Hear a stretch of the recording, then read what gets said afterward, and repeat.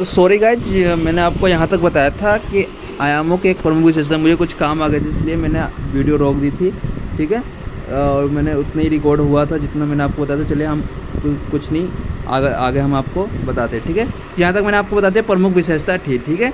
उसका देखिए, आर्थिक और सांस्कृतिक पहलुओं के अलावा तकनीकी वैश्वीकरण ने एक राष्ट्र की राजनीति को प्रभावित किया था। जो सबसे महत्वपूर्ण उदाहरणों में से क्या है, एक सोशल मीडिया है, जैसे कि ट्विटर, फेसबुक, इंस्टाग्राम और अन्य ऑनलाइन प्लेटफॉर्म है।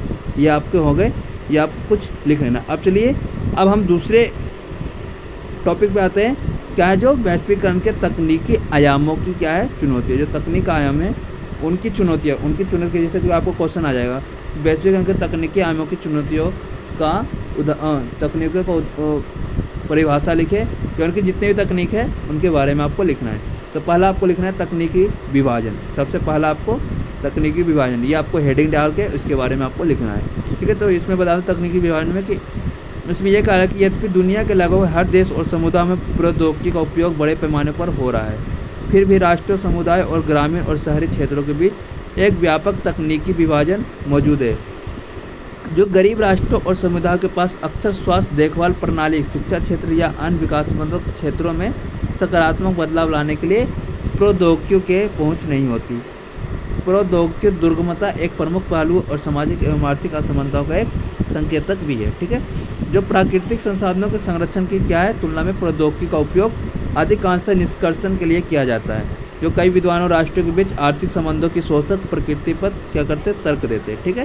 तो ये हो गया आपके कुछ। और जहाँ देखिए, मैं जहाँ बार बार बोलता हूँ कि जहाँ पैराग्राफ चेंज रहेगा ना, वहाँ से आपको पॉइंट चेंज कर लेना है, ठीक है। अब देखो कुछ पैराग्राफ में इसमें क्या कर रहा है कि सुरक्षा का मुद्दा एक और चिंता का विषय रहा है, इसलिए हम वैश्वीकरण को महत्वपूर्ण तकनीकी आयामों की चर्चा संक्षेप रूप में निम्नानुसार करते हैं। तो निम्नानुसार कौन कौन है, तो सीमाओं के पार सूचना और प्रौद्योगिकी का प्रभाव अर्थशास्त्र, राजनीतिक और सांस्कृतिक में परस्पर जुड़ाव के माध्यम से क्या होता है, प्रकट होता है।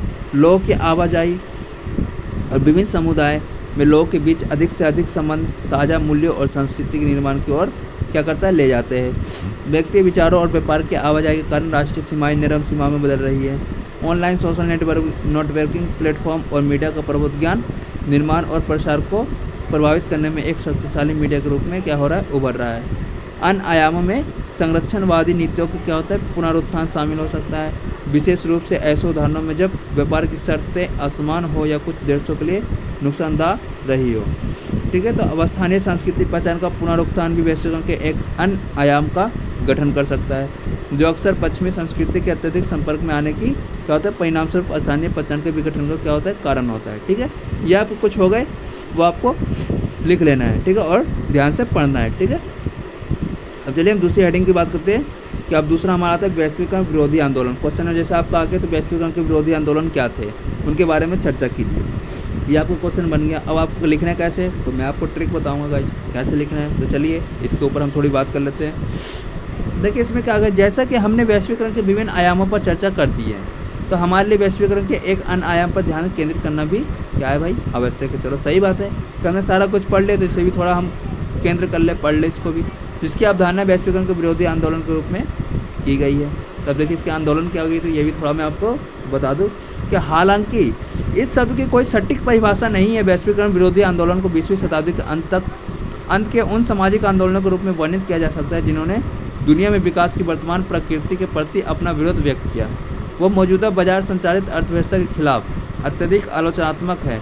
वो वैश्वीकृत नव उदारवादी व्यवस्था जो मुख्य रूप से कॉर्पोरेट निगमित सख्त और प्रभाव पर पनपती है। इस तरह के आंदोलन पूंजीवादी व्यवस्था के आलोचना करते हैं और वैकल्पिक पूंजीवादी विरोध वैश्वीकृत संबंधों को क्या करते हैं, पता लगाने की कोशिश करते हैं। यह आंदोलन लोकतंत्र, पर्यावरणीय स्थिरता, सतत विकास, मानवाधिकार और सामाजिक न्याय को क्या करता है, बढ़ावा देने से मूल्यों का समर्थन करते हैं। वैश्वीकरण विरोधी आंदोलन के सबसे महत्वपूर्ण उदाहरणों में से एक है 1999 में सिएटल की लड़ाई। जो 1999 में सिएटल की लड़ाई हुई थी, तो इसके जो प्रदर्शनकारी थे वो विश्व व्यापार संगठन जैसे विश्व वित्तीय संस्थाओं की आलोचना करते हुए सैकड़ों पर उतरे और विश्व रूप में निष्पक्ष व्यापार, मानवाधिकारों और श्रम अधिकारों को क्या किया, संदर्भ में अनुचित होने के लिए प्रदर्शन कर डाले, ठीक है। तो ये हो गए। अब लास्ट में आपका सारांश मतलब वही मान लो कि निष्कर्ष है, तो निष्कर्ष आपको पढ़ लेना है।